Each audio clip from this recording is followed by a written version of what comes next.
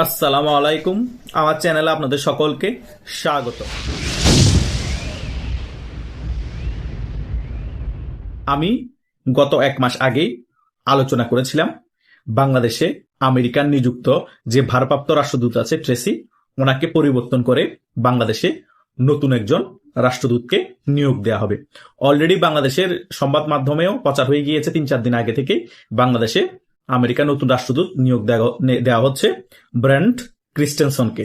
তিনি এই মাসের শেষের দিকে বাংলাদেশে আসার কথা আছে এবং অনেক ইউটিউবার তখন আলোচনা করেছিল ব্র্যান্ট ক্রিস্টেনসন বাংলাদেশে রাষ্ট্রদূত হিসেবে নিয়োগ হওয়ার পরপরই বাংলাদেশে কিছু রাজনৈতিক পরিবর্তন হতে পারে। কিন্তু আমার ব্যক্তিগত অভিমত, নির্বাচনের আগে ছাড়া বাংলাদেশে আহামরি কিছু রাজনৈতিক পরিবর্তন হবে না। ডক্টর ইউনূস গায়ের যুদ্ধ হলো এ পাতানো নির্বাচন দিয়ে দিবে এবং এই নির্বাচনের ফলে যে রাজনৈতিক সরকার আসবে দলের, ওইখানেই কিছু রাজনৈতিক পট পরিবর্তন হওয়ার সম্ভাবনা আছে। এবং আমরা অনেক ইউটিউবার আলোচনাও করেছি যে আমেরিকার বিশেষ দূত বাংলাদেশে আসতে পারে আমেরিকার বার্তা নিয়ে, কিন্তু সেটা হয়নি। বরং আমেরিকার যে বিশেষ দূত আছে সার্জিও গোর, তিনি ভারতে অবস্থান করছে এবং তিনি ভারতের আমেরিকার নিযুক্ত রাষ্ট্রদূত হিসেবে অবস্থান করছে। তিনি গত একদিন আগে, আমরা সকলে অবগত আছি, ডক্টর ইউনূসকে ফোন করেছে। ডক্টর ইউনূসের সাথে অনেক গুরুত্বপূর্ণ আলোচনা হয়েছে অনেক বিষয় নিয়ে। ডক্টর ইউনূসের সাথে বাংলাদেশে এইরকম জঙ্গি আক্রমণের ব্যাপারও ওনার সাথে আলোচনা হয়েছে। প্রথম আলো ডেইলি স্টারে কিভাবে হামলা হয়েছে, কি জন্য হামলা হয়েছে এবং দীপু মতো এই ধরনের যে সকল হিন্দুদেরকে হত্যা করা হয়েছে, এই সকল বিষয় নিয়েও উদ্বেগ প্রকাশ করেছে এই সার্জিও কোর, আমেরিকার বিশেষ দূত। এবং বাংলাদেশের আগামীতে যে নির্বাচন হবে সেই নির্বাচন নিয়েও কিন্তু ডক্টর ইউনূসের সাথে অনেক বিশদ আলোচনা হয়েছে এবং তিনি ফলাভাবেই ডক্টর ইউনূসকে বলেছে ফোনালাপের মধ্যে যে আগামী নির্বাচন যাতে ইনক্লুসিভ নির্বাচন হয়। আওয়ামী লীগের কথা উল্লেখ করেননি, মানে সকল দলের অংশগ্রহণে নির্বাচন হয় এবং নির্বাচন কি সঠিক সময় হবে নাকি সেটার ব্যাপারও আলোচনা করা হয়েছে। কিন্তু ডক্টর ইউনূস ক্লিয়ারলি বলে দিয়েছেন, এটা বিভিন্ন সংবাদ মাধ্যমে এসেছে, সঠিক সময়ে বাংলাদেশে নির্বাচন হবে। তার মানে বোঝা যাচ্ছে আমেরিকা বলেন, রাশিয়া বলেন, ভারত বলেন, এই নির্বাচন আটকাতে পারছে না এবং আওয়ামী লীগও ওইরকম সংগঠিত হতে পারছে না যে রাজপথে নেমে এই নির্বাচন আটকে দিবে। কারণ গত 22শে ডিসেম্বর আমরা রাশিয়ার নিযুক্ত যে রাষ্ট্রদূত আছে বাংলাদেশের মধ্যে, আলেকজান্ডার কোজিন, তিনিও কিন্তু এই নির্বাচন আটকে দিবে বা প্রেসার ক্রিয়েট করবে এরকম বক্তব্য ওনারও দেখিনি। এবং এই যে আমেরিকার বিশেষ দূত সার্জিও গোর ডক্টরের সাথে ফোন আলাপ হয়েছে, সেখানেও কিন্তু আমরা এই সকল বিষয়ে খুব বেশি প্রেসার ক্রিয়েট করেছে বা নির্বাচন আওয়ামী লীগ ছাড়া না হোক এই ব্যাপারে কোনো আলোচনা দেখিনি। তার মানে বিশ্বের বড় বড় বাঘা শক্তিরও চাচ্ছে এই নির্বাচন হয়ে যাক। এই নির্বাচন হওয়ার পরে আগামীতে রাজনৈতিক যে সরকার আসবে তার সাথে সকল কিছুই হবে এবং সকল রাজনৈতিক পট পরিবর্তন কিভাবে করা হবে, বাংলাদেশে আওয়ামী লীগ রাজনীতি ফিরবে কিভাবে, সে সকল বিষয়ে প্ল্যানিং করা হবে এবং ওই সরকারের সাথে আলোচনা করা হবে। তাই আওয়ামী লীগের কর্মী যারা আছেন তারা নির্বাচন হয়ে যাচ্ছে এটা নিয়ে চিন্তা করে হতাশ হওয়ার কিছুই নেই। আওয়ামী লীগও 2014 সালেও যখন নির্বাচন দিয়েছিল বিএনপি আসে নাই, এরপরও আরো নির্বাচন দিয়েছে, জামাত বিএনপি নির্বাচন করতে পারে নাই। তারা মন খারাপ করেছে, হতাশ হয়েছে, তাদের দল নির্বাচনে অংশগ্রহণ করছে না, কিন্তু তারা একেবারে হারিয়ে যায়নি। আওয়ামী লীগের পতন হওয়ার পরপরই কিন্তু তারা দাপটের সহিত রাজনীতিতে ফিরে এসেছে এবং আওয়ামী লীগের ষড়যন্ত্রভাবে আওয়ামী লীগকে পতন করেছে এবং বাংলাদেশের মধ্যে দাপটের সহিত এখন রাজনীতি করছে। এখন বিএনপি ক্ষমতায় আসার দরে এগিয়ে আছে, জামাতও কিন্তু ক্ষমতা উপভোগ করছে। তাই খারাপ সময়ের পরে কিন্তু ভালো সময় আসবে। তাই আওয়ামী লীগের কর্মীরা পাতানো নির্বাচন হয়ে যাচ্ছে, হয়ে যাক।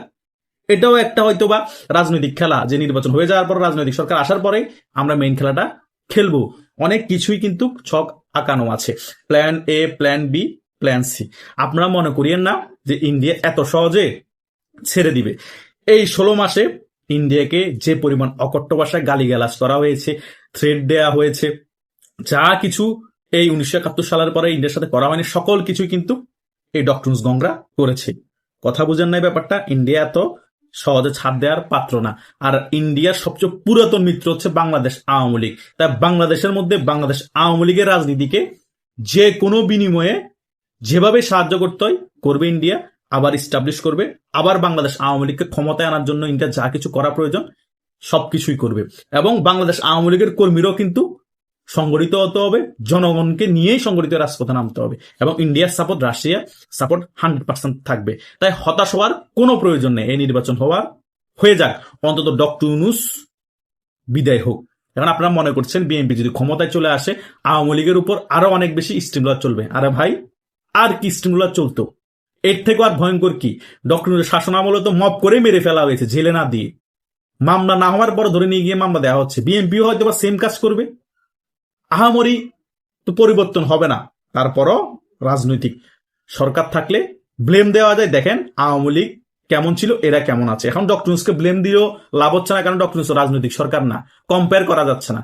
আমরা সকলেই জানি ডক্টর ইউনূস আওয়ামী লীগের শাসন আমল থেকে জঘন্যতম শাসন করছে বাংলাদেশে, কিন্তু ব্লেম দিয়েও লাভ হবে না, কারণ এটা কোনো রাজনৈতিক সরকার না। কিন্তু বিএনপি আসলে বেসকল কার্যকলাপ করলে তখন কম্পেয়ার করে জনগণকে দেখানো যাবে, জনগণও বুঝতে পারবে যে আওয়ামী লীগ কেমন ছিল, বিএনপি কেমন। তখন অটোমেটিক্যালি বিএনপির অনেক সাধারণ সমর্থক আওয়ামী লীগের পক্ষে চলে আসবে, আর সাধারণ জনগণ যারা দোদুল্যমান তারাও আওয়ামী লীগের পক্ষে চলে আসবে। অটোমেটিক্যালি আওয়ামী লীগ রাজপ্রধান আমরা তারা আওয়ামী লীগের সাথে শরিক হয়ে যাবে। সেই কারণেই একটি রাজনৈতিক সরকার ক্ষমতায় আসা প্রয়োজন, নির্বাচন হয়ে যায়। বুঝেন নাই ব্যাপারটা? এটাই হচ্ছে বাস্তবতা, যে রাজনৈতিক সরকার আর রাজনৈতিক ছাড়া সরকারের সাথে পার্থক্য। স্টিমুলার তো যে সরকার থাকবে আওয়ামী লীগের উপর এখন চলবে, কারণ আওয়ামী লীগ এখন পরাজিত হয়েছে ষড়যন্ত্রমূলক গণঅভ্যুত্থানে। তাই কিছুদিন এগুলো ফেস করতে হবে, আবার ওভারকাম করতে হবে, আবার ব্যাক করে আবার শক্তিশালী রূপে ফিরে আসতে হবে। এটাই রাজনীতিতে আপনার দুঃসময় আসবে, তারপরে ভালো সময় আসবে। যত শক্তিশালী দল হোক, যত জনপ্রিয়তা থাকুক, সেই দলের একটা সময় তাদের খারাপ সময় ফেস করতে হয়।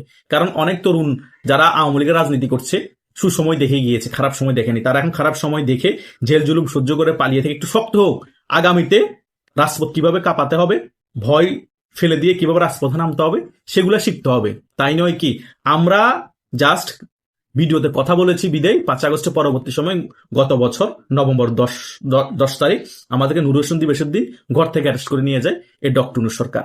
হত্যা মামলা দেওয়া হয়। আমরাও কি জেল খাটিনি সত্য কথা বলার জন্য? খেটেছি তো। তাই ভয় পাওয়ার কিছু নাই, শক্ত হয়েই আপনাদেরকে রাজপথে নামতে হবে, আর সাহস আরো বেড়ে যাবে, কনফিডেন্স বেড়ে যাবে জেল জুলুমকে আপনি যদি ভয় না পান। এটাই হচ্ছে বাস্তবতা। তাই কে কি বলেছে এবং আমেরিকার বিশেষ দূত কি বলছে, রাশিয়ার নিযুক্ত বাংলাদেশের রাষ্ট্রদূত কি বলেছে, ভারত কি চাচ্ছে, এগুলো চিন্তা একেবারে বাদ দেন। নিজের মস্তিষ্ক মননে চিন্তা করেন বাংলাদেশ আওয়ামী লীগ ফিরবে, বাংলাদেশ আওয়ামী লীগ সংগঠিত হচ্ছে, বাংলাদেশ আওয়ামী লীগ হচ্ছে একটি রাজনৈতিক দল নয়, একটি ইতিহাসের নাম। বাংলাদেশ আওয়ামী লীগের নেতৃত্বে বাংলাদেশ স্বাধীন হয়েছে। এই বাংলাদেশ আওয়ামী লীগকে কেউ দাবিয়ে রাখতে পারবে না। হয়তোবা কিছু সময় লাগবে, কিন্তু বাংলাদেশ আওয়ামী লীগ আগের থেকে শক্তিশালী রূপে দাপটের সহিত বাংলাদেশে ফিরে আবার ক্ষমতায় বসবে।